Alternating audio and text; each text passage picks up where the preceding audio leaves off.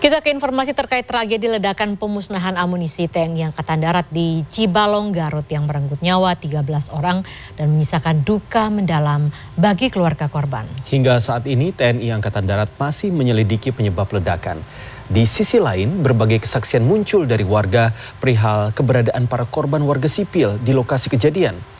Berikut kesaksian warga yang kami rangkum dalam Di Balik Cerita.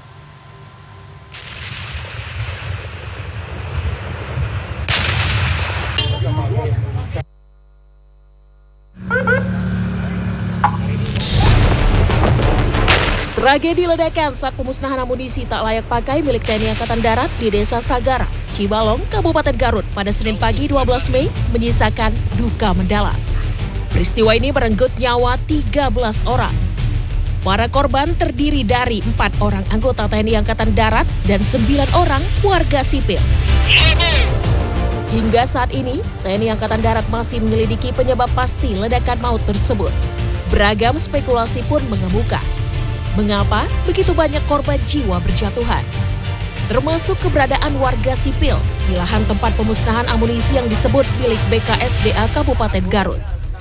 Nanti kita lihat ke depan, karena kan aturannya bagaimana gitu. Yang jelas investigasi nanti kita lihat. Muncul dugaan sesaat setelah amunisi afkir diledakkan, sejumlah warga sipil yang berada di sekitar lokasi langsung mendekat. Mereka diduga berniat mengumpulkan sisa-sisa material seperti bekas selongsong peluru dan kuningan yang dianggap bernilai jual. Seorang warga menyebut, warga setempat memang dilibatkan dalam proses pemusnahan amunisi di lahan yang berjarak sekitar 2 km dari pinggir jalan raya Desa Sagara ini. Bahkan pemusnahan amunisi yang dilakukan pada Senin pagi 12 Mei sudah dipersiapkan sejak akhir April lalu dan ditonton warga sekitar meski dari jarak jauh. Kepada Gubernur Jawa Barat Deddy Mulyadi, seorang warga menuturkan, warga sekitar sering merendam sisa material amunisi dengan air laut. Warga pun mengaku sudah lebih dari 10 tahun membantu anggota TNI memusnahkan amunisi tak layak pakai. Kalau mau disimpan masih dibuat, keburu ngebleduk. Jadi akan disiram air laut. Ya, caranya gitu. Keburu ngebleduk mantel. Ya. Tapi udah sering. Ngebleduknya. Ya. Bukan baru sekarang. Iya. Maksudnya ngerjain kayak gitu. Bapak termasuk yang sering ngerjain. Yang aman terus. Ada salah satu keluarga dari korban atas nama almarhum Anwar yang pada saat kejadian Pak Anwar ini ada di TKP tengah membantu gitu ya menyusun dan ternyata terjadi musibah kemarin. Kalau Kang Pendi tahu almarhum Pak Anwar ini bagaimana posisinya sehingga bisa menjadi korban?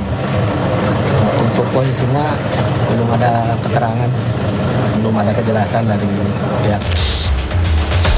Hilmi, salah satu warga Desa Sagara, tinggal sekitar 800 meter dekat lokasi peledakan. Menurut Hilmi, personel TNI kerap memberi peringatan kepada warga Desa Sagara minimal 2 pekan sebelumnya. Warga pun diminta menjauh dari lokasi, termasuk para petani. Yang mendengar berapa kali ledakan? 3 kali. 3 kali ledakan. Yang kedua kali itu besar, yang 3 kalinya itu nggak terlalu besar gitu kan. Udah ada petaka gitu korban gitu. Kang, sebagai warga yang paling dekat ke lokasi ledakan, merasa terganggu tidak dengan kondisi seperti itu? Atau biasa saja? Biasa saja. Biasa saja. Karena sering ya, Kang? Ya sering, udah biasa gitu dari dulu juga gitu. Begitu pula dengan Cici, istri salah seorang korban bernama Rustiawan. Saat ledakan yang menewaskan sang suami terjadi, ia sedang menyiapkan catering makan siang bagi anggota TNI yang bertugas tak jauh dari lokasi kejadian. Saat itu, suami Cici sedang berada di sekitar lubang penyimpanan detonator dan amunisi yang akan diledakkan. Namun tiba-tiba ledakan terjadi sebelum ada perintah peledakan. Kebetulan lagi masak. Oh, ibu masak di situ? Catering buat para anggota, para pekerja. Ibu jadi tahu persis gimana detik-detik kejadian. Gimana Bu ceritain? Iya, enggak disengaja itu mah enggak ada kode, enggak ada apa gitu. Bapak memang ada di tempat peledakan itu? Lagi apa Bu? Lagi gali atau lagi apa? Ada di nyusun sama Bapak Komandan. Insiden ledakan amunisi TNI yang menimbulkan korban luka dan jiwa bukan baru pertama kali terjadi. Belum lama, pada 5 Mei lalu, sebuah truk TNI yang membawa amunisi terbakar di Tol Gempol, Pasuruan, Jawa Timur. 1 prajurit TNI tewas dan 1 prajurit TNI lainnya luka-luka. Lalu 1 tahun ke belakang pada 30 Maret 2024, amunisi kadaluarsa meledak di Ciangsana, Kabupaten Bogor. Akibatnya, puluhan rumah warga rusak dan tidak ada korban jiwa. Berkaca dari tragedi Cibalong Garut dan deret peristiwa serupa lainnya, pengamat militer sekaligus peneliti senior imparsial Al-Araf mendesak TNI untuk melakukan evaluasi menyeluruh. Ketiga adalah dalam konteks human error untuk memastikan apakah kemudian terjadi kelalaian ataupun kesalahan dalam proses ini.